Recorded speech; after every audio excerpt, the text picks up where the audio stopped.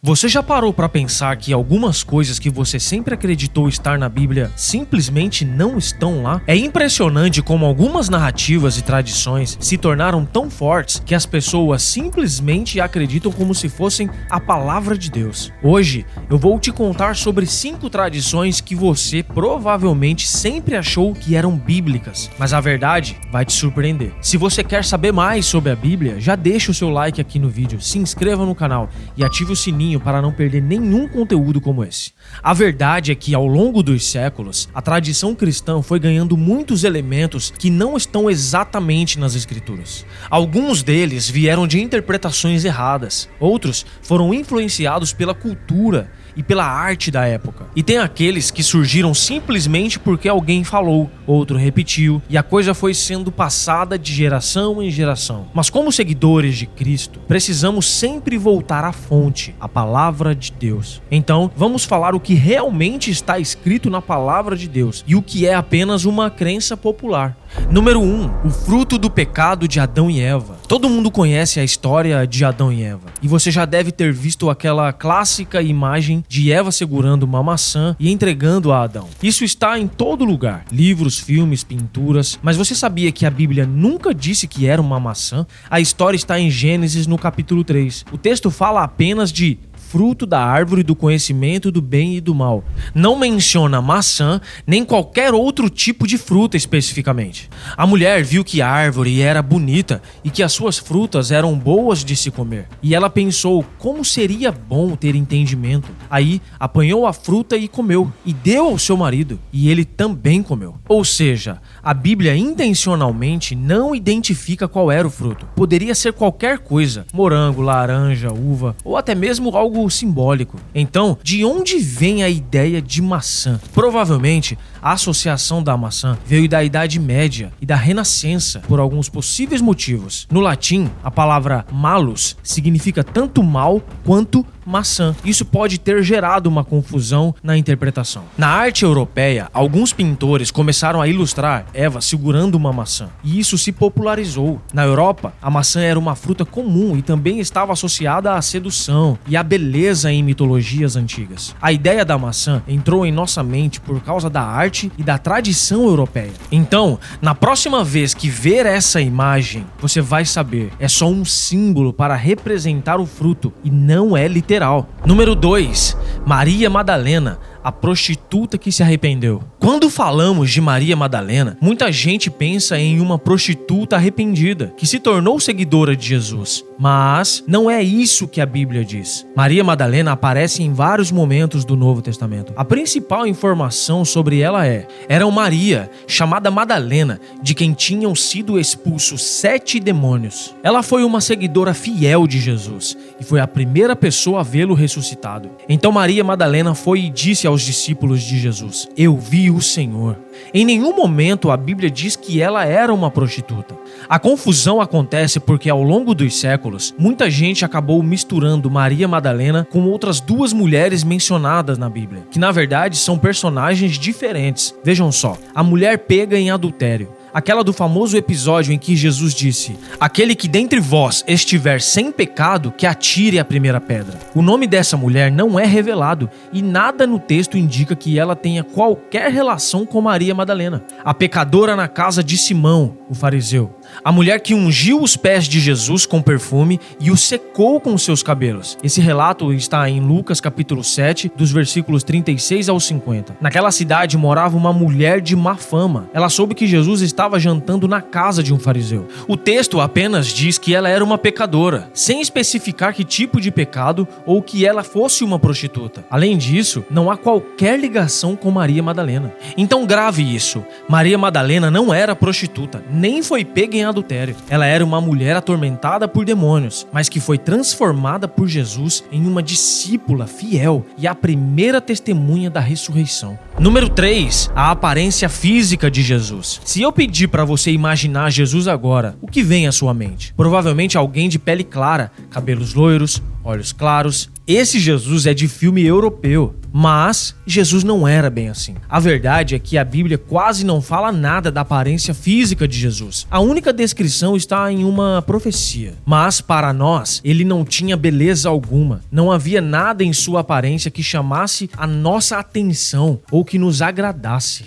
Jesus tinha uma aparência comum, nada que chamasse atenção. Jesus era judeu, nascido em Belém, e provavelmente tinha as características típicas da região: pele morena, cabelos, barba e olhos castanhos escuros e estatura mediana. Essa imagem distorcida da aparência de Jesus, que muitas pessoas têm, foi influenciada pela arte renascentista. Pintores como Leonardo da Vinci e Michelangelo deram a Jesus traços europeus, refletindo a beleza ideal da época. Mas por fim, a aparência física de Jesus não importa. Ele é o Cristo, o Filho de Deus, que veio para nos salvar, e isso é o suficiente para nós. Número 4. Anjos com asas e auréolas. Sempre que falamos de anjos, vem aquela imagem clássica: seres brilhantes, com asas brancas enormes e uma auréola dourada na cabeça. Essa imagem está em todo lugar. Pinturas, filmes, decorações, mas não é sempre assim que a Bíblia descreve os anjos. Os anjos, algumas vezes, aparecem como homens comuns, simples assim, sem asas, sem brilho, nada de muito extraordinário. Por exemplo, em Gênesis 18, Abraão recebeu 3 homens, e eles até parecem simples viajantes, mas um deles era o próprio Deus, e os outros 2 eram anjos. O Senhor Deus apareceu a Abraão no bosque sagrado de Manre. Era a hora mais quente do dia, e Abraão estava sentado na entrada de sua barraca, e olhou para cima e viu 3 homens de pé em sua frente. A Bíblia não descreve nenhuma característica excepcional. Inclusive, Abraão ofereceu comida para eles. Depois dessa conversa com Abraão, 2 anjos foram a Sodoma, e Ló também os viu como homens. Estava anoitecendo quando os 2 anjos chegaram a Sodoma. Ló estava sentado no portão da entrada da cidade. Quando viu os anjos, levantou-se e foi recebê-los, ajoelhou-se e encostou o rosto no chão e disse: Senhores, estou aqui para servi-los. Por favor, aceitem o meu convite e venham se hospedar na minha casa. Os senhores podem lavar os pés e passar a noite ali. Depois se levantarão bem cedo e continuarão a sua viagem. Em Hebreus, a Bíblia nos alerta: não deixem de receber bem aqueles que vêm à casa de vocês, pois alguns foram hospitaleiros e receberam anjos sem saber. Essas passagens mostram que, em várias ocasiões, os anjos agiam de maneira discreta, sem uma aparência sobrenatural. Agora,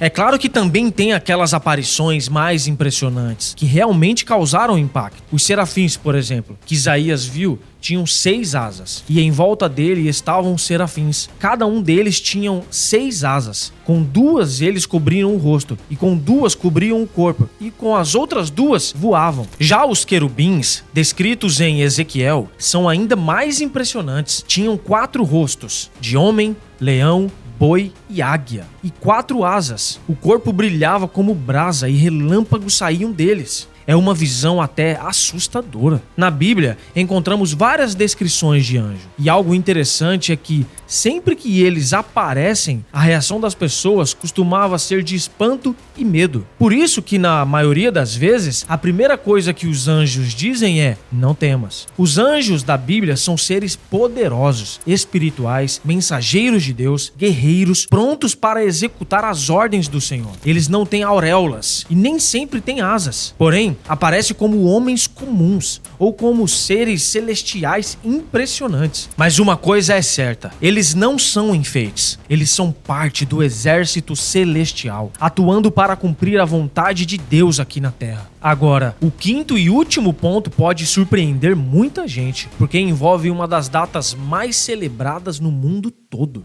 Número 5. Natal em 25 de dezembro. A maioria de nós cresceu ouvindo que esse é o dia do nascimento de Jesus, mas a Bíblia não menciona nada sobre essa data. Na verdade, existem indícios de que ele nasceu em outra época do ano. Vamos começar analisando o que a Bíblia realmente nos conta sobre o dia do nascimento de Jesus. Havia pastores naquela região que tomavam conta dos seus rebanhos durante a noite. Essa informação sobre os pastores no campo, cuidando dos rebanhos durante a noite, era comum na primavera e no verão. Mas no inverno, que é entre dezembro e janeiro, faz muito frio em Belém e os pastores normalmente não ficavam no sereno com seus rebanhos. Esse detalhe já faz muitos estudiosos concluírem que o nascimento de Jesus provavelmente aconteceu em outra estação, talvez entre março e setembro. Mas então, de onde veio essa data de 25 de dezembro? Por volta do século IV, durante o reinado do imperador Constantino, o cristianismo tinha se tornado a religião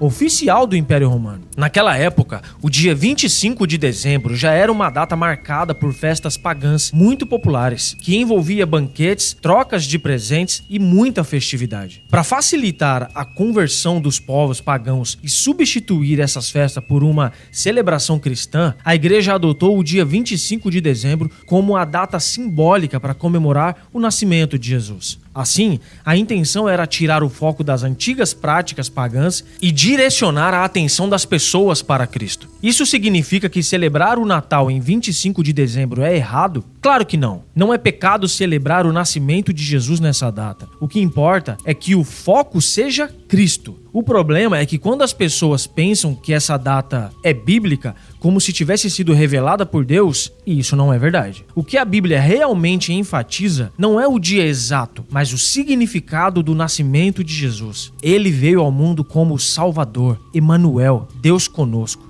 Então o que realmente importa é celebrarmos sim a vinda de Cristo, independente da data. Inclusive que em nossos corações possamos celebrar todos os dias, vivendo o verdadeiro sentido do Evangelho. Então, depois de tudo isso, a gente percebe que muitas coisas que parecem bíblicas, na verdade, não estão na Bíblia. Isso não significa que tudo que aprendemos está errado, mas que precisamos sempre voltar à fonte, a palavra de Deus. É ela que deve guiar nossa vida e nossa fé. Por isso, devemos continuar buscando conhecer a verdade da Bíblia e ter sempre Jesus como o centro de tudo. Me conte aqui nos comentários quais dessas revelações mais te surpreendeu.